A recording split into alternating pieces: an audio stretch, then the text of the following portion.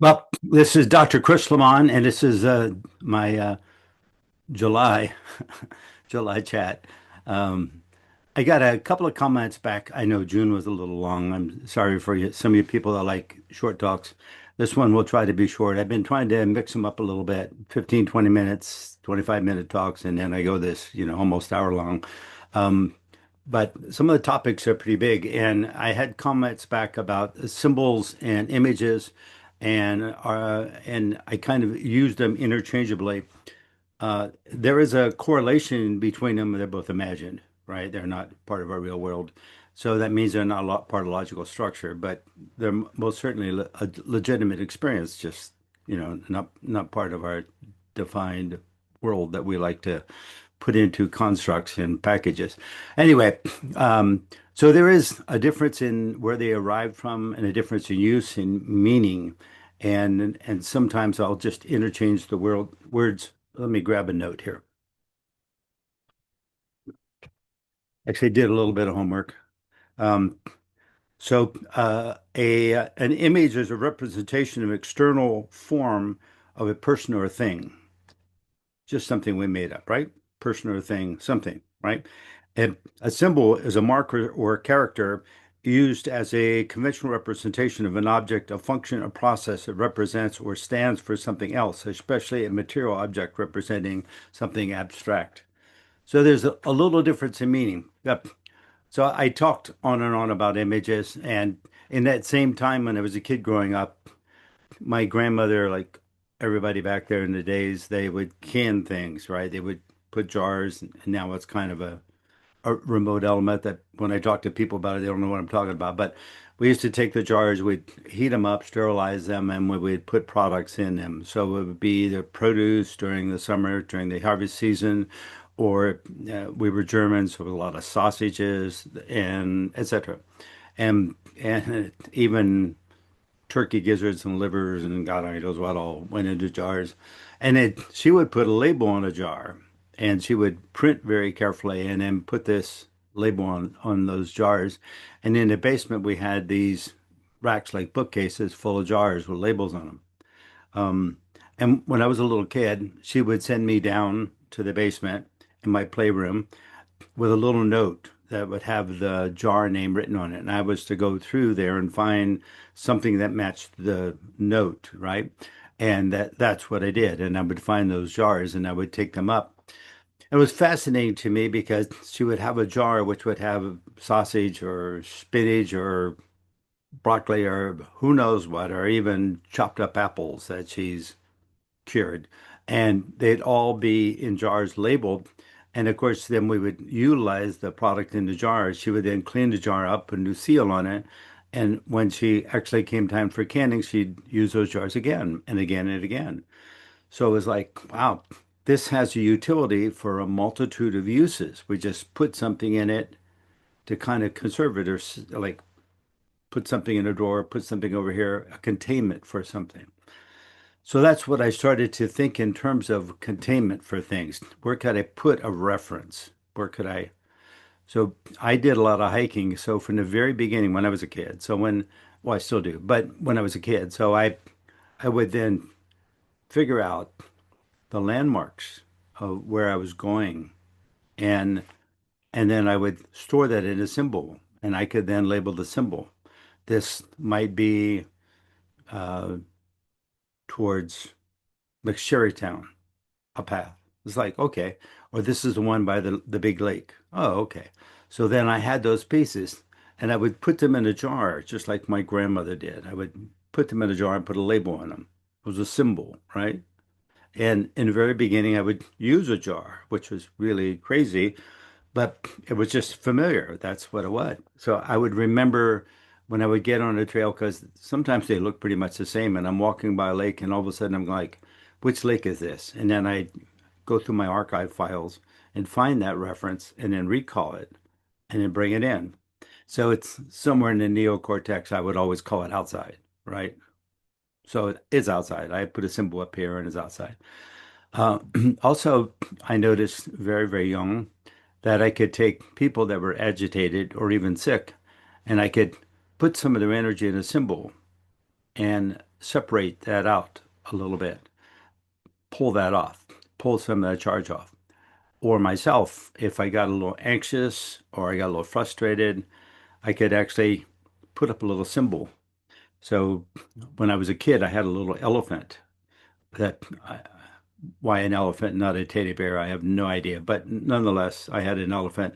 My mother liked elephants, I guess. That's the story. But anyway, I had an elephant. I just would haul around by its nose. And and in the very beginning, I would think in terms of elephants. And because I always had one when I was very little, so I would put out an elephant. I had a white elephant, a blue elephant, and I put a name on the elephant, like a circus sign. I was circuses were a very common thing when I was a kid. It was the entertainment that was available. They would come to town. And actually, before I reached my teen, or right in the beginning of my teens, actually, well, I was 9 the first time, I actually worked for the circus. And when I got to be a little bit older, when I got to be 11, I got to work for the circus for 3.5 weeks. So, so they would bring us in and drag us around from one little hole in the wall town to the other and utilize us for various different things. So it was interesting. We were just child labor, really, technically speaking.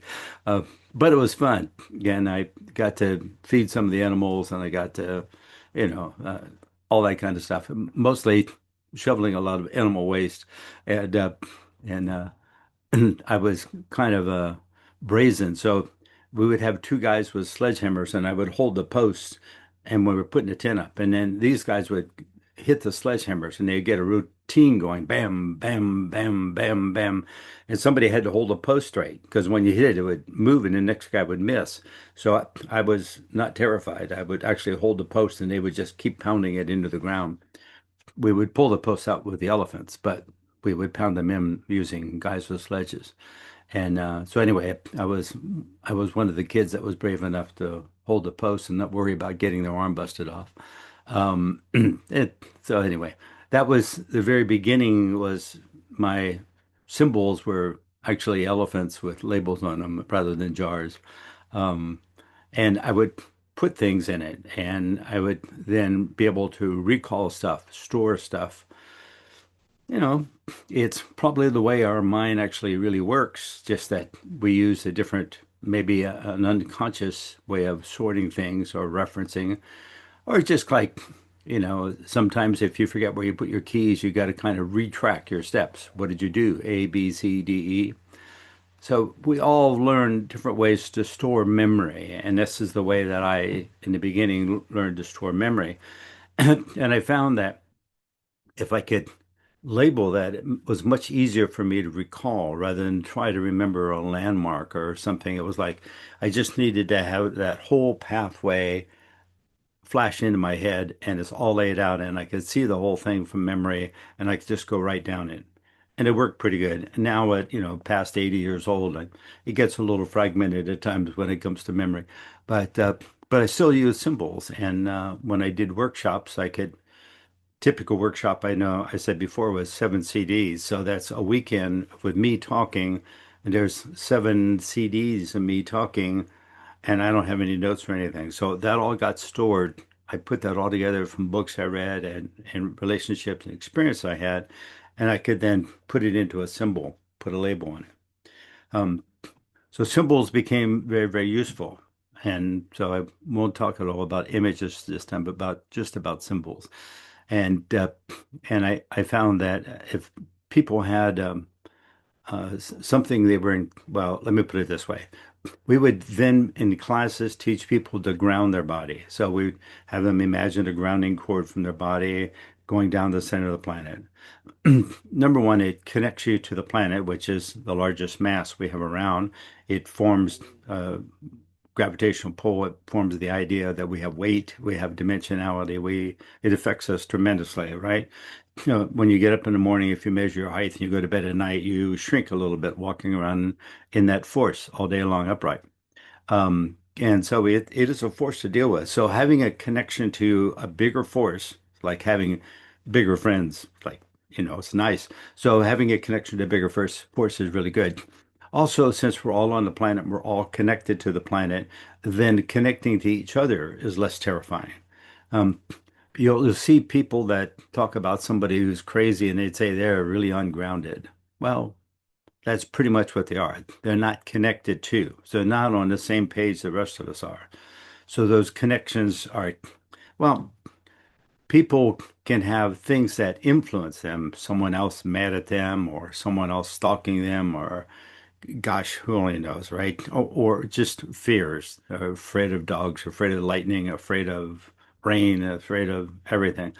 So all those are elements out there that came from some kind of experience. So when you start to ground into your body, you can release some of that energy, take some of that charge off, and at least a lot of the stories start to come off that produce subconscious patterns that build on top of the unconscious patterns. And that unfolds and it gives you a little bit of a buffer, and that's a good news. But a lot of people do what I call a construct. And so they build up something. They and it's not a bad thing. It's probably a practical thing. It's like this is this is how it worked for me. So when we have a game we play or we have a certain protocol, this is how it works best for me. This is the music that I like the best. This is the colors that I like the best. This is like, so it's telling you like what's your construct. Um, colors are just simply energy vibratory rate, right? So colors don't particularly exist. Basically, what we see is an energy vibration, and we then label that a color. But that's pretty much working with symbols, if you get what I'm talking about. And so, what I would then see images that people would have, and I would look at the image, and sometimes I could just pull the image away. Sometimes I could put a symbol out there. It's kind of like a garbage truck, and I take the image and put it in a garbage truck, and I tell it, hey, go to New Jersey or wherever, and it would be gone. Uh, but sometimes it would be a construct the person would actually build. They would build a defense mechanism, their fear or something, their whatever would go on. Um, I had a friend that came for me some help. Uh, he had he had been married and divorced, and then he was marrying a second wife. He had always painted the ceilings in his houses that he lived in black.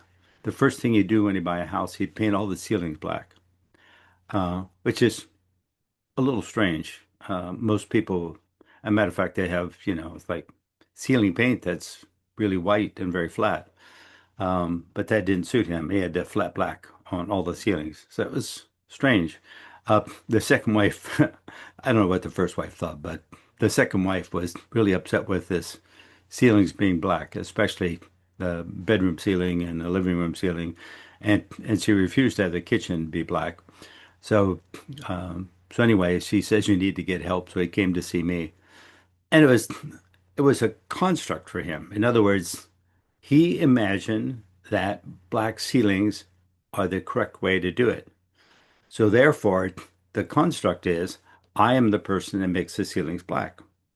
Like, oh wow, that's kind of interesting. So anyway, he goes back to a long story in his youth with his two brothers that were both older than him, and they would build a fire in kind of like an open cave. It was in the country, and they would build a fire in there to stay warm. They were camping out or whatever, and they would do that when they were kids. And he would come in with wood, and they would always tell him, "No, no wet wood. Find dry wood because the wet wood makes all the walls black in here and puts too much soot out. So you want to get nice dry wood, and then it's better, right?" So they were trying to teach him. But he felt they were picking on him. They were making him go back out again and again because they would eventually burn the wet wood. Of course, they would burn it after it sat in there for an hour or so in a cave and the fire was going next to it. It would dry out and then it would burn and not make black all over. But he didn't understand all that. So he was too little. So he felt they were picking on him. And, they're bigger brothers. I'm sure they did. So that was the piece. So when he got a little bit older, he would go out and get all this wet wood, come in and build a fire, roaring fire, and then throw all this wet wood on top. And just make the whole thing black. And so anyway, it's a construct. So when he had his house, of course, it's his house. He's going to make it black. You see how these crazy things we learn and we store away some way, shape, or form? So I tried talking to him and trying to find value in it and everything else, and I really couldn't find any value in any of this. It was something that I didn't see influencing him. It wasn't, wasn't trying to keep up with the Joneses because it was a new fad. It wasn't some, demonic dead grand aunt or something. I don't know, whatever crazy things people look at in reference to. Uh, it was really a very simple thing, but of course he had long forgot it. He was just trying to one up his brothers, right? And talking to him a little bit, I said, I'm asking him, it's kind of like, um, what really bothers you in life? What really gets you? And he said, oh, dentist. I hate going to the dentist. I said, so when you go to the dentist, do you go to a man or a woman? And he said, well, I don't know if I've ever been to a woman dentist. I said, well, why don't you try a woman dentist next time? And he goes, huh? Now, I didn't care about giving him advice. I wanted to see what the idea does to the black ceiling. You get this? That's the whole idea of stories, right? So I'm suggesting this, and he's looking at me like, dentist, dentist. He said, well, I got to go to a dentist pretty soon. We just moved. I got to find a new one. Maybe I'll look around for a woman. Well, I wanted to be a different. I wanted to be a difference. You put more attention into something, you start to then get a different relationship with it, and you start to. So I'm looking at him and this path and what shows up in images, right? And as we're talking about this, I said, I gave him a little test. And I said, so out here with your right hand, pretend that's a male dentist. And out here with your left hand, pretend that's a female dentist, you know? And you got him out at arm's length, okay? So now the male dentist tells you he's going to drill in your teeth and you bring it into your face. And what does that feel like? And he goes, oh. I says, okay, now here's a female dentist. And she says, I'm going to drill in your teeth and bring it in. What does it feel like? Oh, it's just like, I don't know, it doesn't, it's really different. I said, yeah, it's really different. And that's what I could see. Now you felt that. And he goes, oh, wow. So I'm going to find a female dentist. Oh, that was fine. That's like, so now I have the next question. Why are the black ceilings? He said, I have no idea. It just feels calmer. It feels better. It feels like, okay. So if I say the word black ceiling, I want you to close your eyes and imagine the first thing that comes into play. And he's looking at it. I says, okay. And I said, so that's your last house? He said, yeah. Okay, that gives me an idea which way we're going in time. We're going forward from childhood or we're going backwards. So we're going backwards. So let's go backwards to your parents' house. That's a ways back. Did your parents have a black ceiling? Oh, no. No, mom would never allow that.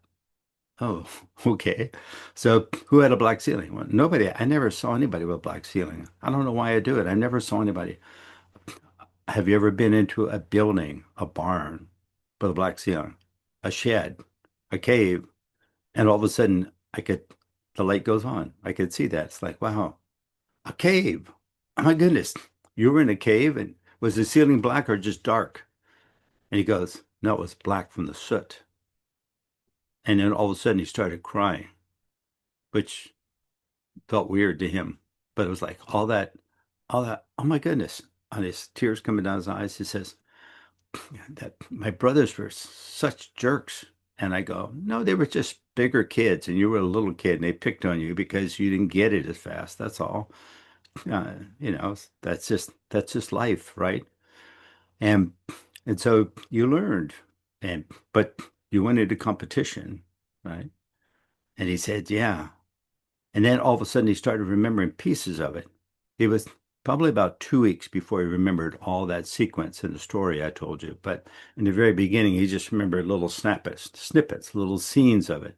He remembered building a fire and the flames were high. And he remembered getting back against the wall and he was afraid that he would catch fire because he built it so high. When his brothers were there, they always conserved on the wood just enough to keep it warm because that was the idea for the fire. But his idea was to make the ceiling black, which was totally different. You need a bigger fire, a lot of wood, unless especially really wet, crappy wood. And so after a couple of weeks, it was really kind of interesting. He he called me and he said I'm a little busy this week, so I'm going to cancel our talk. But he said um, why I'm busy, I'm painting all the ceilings in the house. I said, oh, I said that's good news. I said, you're going to keep a black ceiling anywhere? Just in the garage. I said, "Oh, okay. That's a nice trade-off." He said, "Yeah." He said, I've already painted the bedroom ceiling. That's where I had to start, and actually, I slept in there, no problem. I woke up, and it's like it didn't feel weird at all. It felt very normal. So I think whatever this is, I may actually someday be able to paint my workshop with a ceiling that's a different color than black, but right now, I think I'm going to leave it black, but this weekend, I'm going to paint all the rest of them.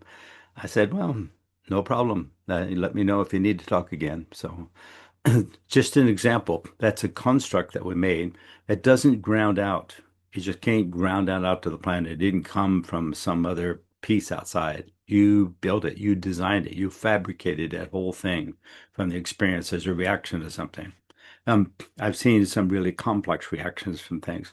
Symbols help you take that energy off of it. So once I got working with them, I would put up a symbol of a black ceiling and I would say, let's see if we can get some energy out of your body. That basically is a rule in your body, a constructed rule by you saying, hey, this is mine. The ceiling's got to be black. That's the way I mark my territory, right? Okay, like um there was a book out on wolves and just one guy that was out living with the wolves. Interesting story, but uh, he would see that the wolves would go out and they mark their territory by taking a leak, and they mark their territory. So he decided that since he's close to the wolves, he was observing them. He was doing some science, on it, and so he decided to make it safe for himself. He had to go out and pee all the way around his barrier, right? That's a construct, right? And so he said it was really kind of interesting. The wolves could mark territory much better than him. He said I had to run back into that the cabin that he was living in and drink some more water to go back out and do some more marking on the territory. But they would sniff around and it really worked. They actually never crossed his barrier that he put out there. It was kind of a communication that worked with wolves. It was a construct that was really beneficial. It was, hopefully he got out of the habit when he came back to civilization, but at least his neighbors are hopeful. But at least in that moment, it was an experience of playing with it. So that's just the idea of people having some construct, and everybody does that. Everybody makes rules. This is the way I do it, You got to look at someone who's left-handed, right-handed. You can say that is it in the brain somewhere, shape, or form, or is it in a construct that they did? I've seen some kids that I work with that were left-handed, and they would come out because I was coaching some sports, and I had them do it right and left-handed to see what felt better, and they felt better right-handed. And of course, the reason I think that they felt better right-handed is because they felt like they were more connected to the team. They were like, "Yeah, this I can do this right-handed. Yeah, no problem." So I didn't discourage left-handedness. I just wanted them to have more connections to the team because if you're coaching them, you want as much connection as possible. But lots of times I had kids that now they're left-handed. It's like, okay, no problem. So left-handed, then everything's going to be opposite for you. So, you'll just adapt. You just got to switch, right? So those are tools to play with. Once again, this is not a teaching arena this year. It's just simply talking about how I came to these things. I've used them a lot. And when I got into to doing energy healings, that's just basically talking to someone and starting to see why they have a condition, what's going on with them, whether it was a trauma that occurred in their life or something, and that can cause a problem very, very quickly. It's not unusual to have someone have some type of a violent reaction, somebody mug them or hurt them or whatever, and then a year later they start getting sick with some disease. So basically, they're producing the same type of a construct. So it doesn't ground out, doesn't get like if you get a cold with someone and you can get the sniffles, you might ground that energy out and you find you get over it much faster. But with a construct, it's a different thing. You are the manufacturer. So then I use a symbol with them. I put up a symbol and I say, wow, let me take this symbol is going to totally match whatever you constructed. It's going to be right out here and it's going to match it, totally match it. So what does that mean? That means immediately 50% of that energy in you that's driving this is going to go out into that symbol. Now you're equal 50-50. And that's what I learned pretty much happens. All of a sudden they feel better. They're not over it, not really, but they feel better. And then I come back and I said, good, let's take a couple of weeks and let you feel better for a little while. And then we'll go back in and we'll see if we can take the other 50% out. And so we start to play with that manner to see if we can pull that construct out. We always construct things, even our fears we construct for heaven's sakes, right? And and it's just like I'm I never thought of myself as a risk taker, but most certainly I'm a risk taker. And I never minded, and I didn't have a problem getting out on the edge. I can remember in a training we were doing years ago in law enforcement, we'd lay on a rooftop and we'd start at the edge and we'd roll our way back up. And we had to line it up so that we would get to the edge, we'd be on our back, and then we'd roll off the edge of the roof and we'd drop one story down and land on the grass. And so we had to just get the roll just right so we could come off and drop. And we could catch ourselves with our toes and our fingertips. And we'd come down and just gently come down on the ground. Yeah, it's 8 feet, 9 feet, whatever. And so we could do that. And I can remember I was the first one to do that practice. Everybody was up there kind of, but I've done dozens of firewalks and I was usually the first one to walk out on the coals. I just make that risk movement, right? Um, and how I assign that is that same thing. It's just like when I was a kid, I had told you before, I just like had a lot of catch up to do because I would spend a lot of my youth playing with kids. I was alone a lot for health. And so when I got into kids and other kids, I realized that I didn't know what they were doing. So that would have a tendency to pull me back and I would retreat back out. And by the end of first grade, when going into second grade, I decided I'm not going to do that again. So I would step forward and do it wrong. And they'd all tell me I did it wrong. And I said, well, show me how to do it right. And then they would show me how to do it right. Well, that built trust, it built relationship, and it built confidence. In second grade, I figured that out and thought, this is all I need to do. I need to step forward, do it wrong, and have someone straighten me out. And that's like, wow. And they were straightening me out. And I wasn't angry at them because they were telling me how to do it right. And so consequently, they didn't go into defense. And they were really kind and nice. I got teased a little bit now and then, but that's all part of being, life. And it's just like you don't take that serious either. And and so I learned that whole scenario of like, wow, okay. Um, then I would take it and put up a symbol and store it. I'd learn it, put up a symbol and store it. The next time I went out there, boom, I had it. I had it down because I could just remember that symbol, that lesson. Sometimes I put their face on that, kind of like a container with their picture on the cover, so that I could recall what I just learned. Um, I've had things where I learned to do them from someone who taught me the wrong way and did for quite a few years. And then finally had someone come along and teach me a right way. It's like, oh my gosh, makes such a world of difference. But it's really tough to remember. It's like you start doing something, you go, oh, I don't do it this way anymore. I do it this way now. It's really, really tough. So I had to take and put out a symbol for my old way and have it match the energy of whatever was holding it. And I would drain all that energy off. So it got 50% off, pretty much equalized. And then I would take that symbol and send it to Niger's or somewhere in the world, away from here, the moon, anywhere, right?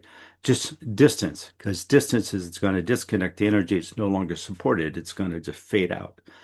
And then I create a symbol over here for the new thing I learned. And then I'd have it start to relate and I'd have half that energy come back in. Now the two would be mixing.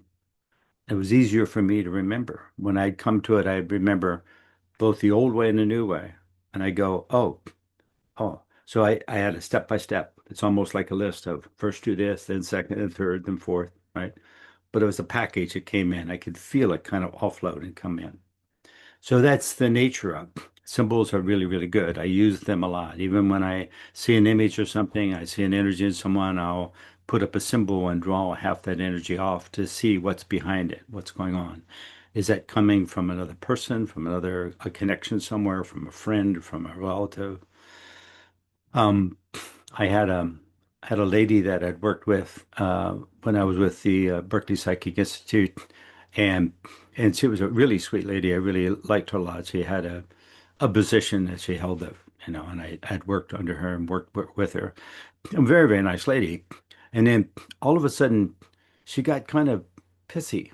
I have no idea why, but she was just like she was curt. She was a little. Her personality changed. So it was apparent to me and everyone else that she was going through some type of a problem. And there was a couple of people that knew her better than I did that went over and talked to her and asked her, okay, had something going on. And within a couple of months, she quit. She just disassociated. She wrote a nasty letter to the whole board and she said, don't ever have anybody contact me ever again. I'm done. Like, wow, boy, that is bizarre. Um, this is what I was doing in my spare time, Berkeley Psychic Institute, but I had a job. And so I was in San Jose, California, with one of my suppliers, and I was at a dinner party. And so I went to the dinner party, and his wife and friends and everybody were there. It was very nice. And his wife was, I think she was an executive. I think it was Wells Fargo Bank, but she was had a good job, and she was showing us that were visiting, at least the ones that cared, her office at home and where she operated out. And I'm in her office and I'm seeing a picture of all these women on the wall. And I say, well, this is a group you belong to? And she said, we're a women's singing group. We've been singing all our life and we get together on a regular basis. And we're really kind of excited because we would get new members, lose old members, and it would rotate through, and it was a slow process. But some of the key people that had really good voices, kind of they stayed there and kept it all together. Then we lost one, and she went to some crazy organization somewhere that she got tied up in, and we all got together, and every month we would pray that she would come back. And now she just came back, and she's just rejoining our group again. It's like, oh my goodness, wow. Um, I didn't do anything because there was no request for me to do anything. But you can start to see the power of something. It's like, wow, that's totally outside influence. Holy cow. This, yeah, it's like, wow, that's intense, right? Um, I really wanted to call her up and tell her what I found out or talk to her, and then I remembered she said, leave me alone.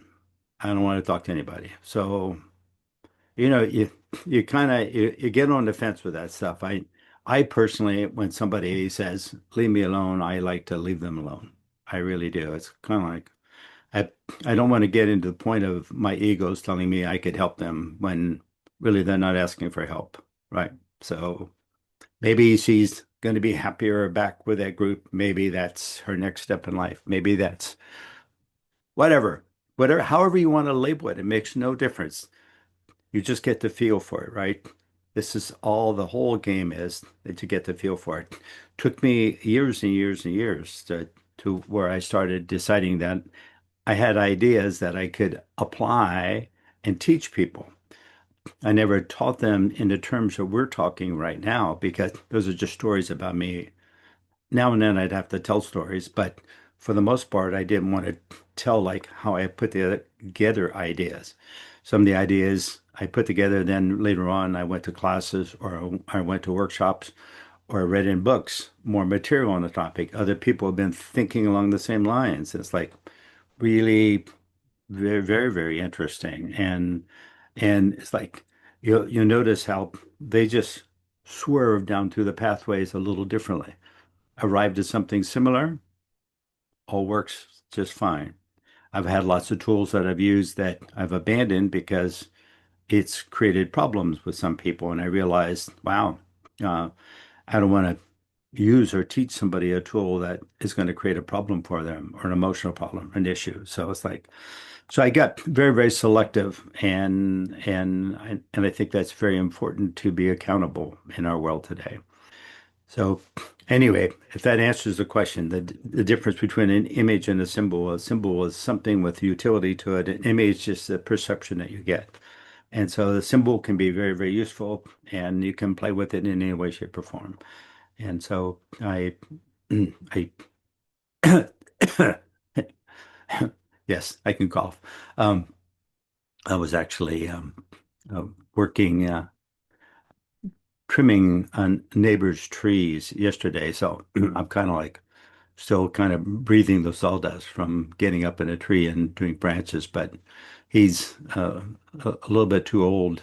Well, he's not as old as I am, but he's a little bit too old and a little bit too heavy to get up on a ladder. So I was up there hanging in a tree with my chainsaw, cutting off branches that were pinning towards his house. So anyway, he got a little good to bother.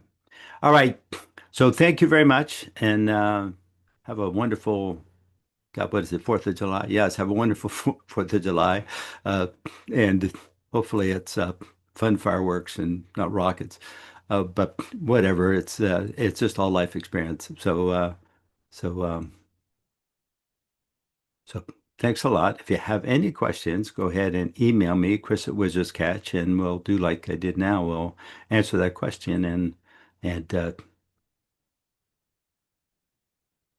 thank you.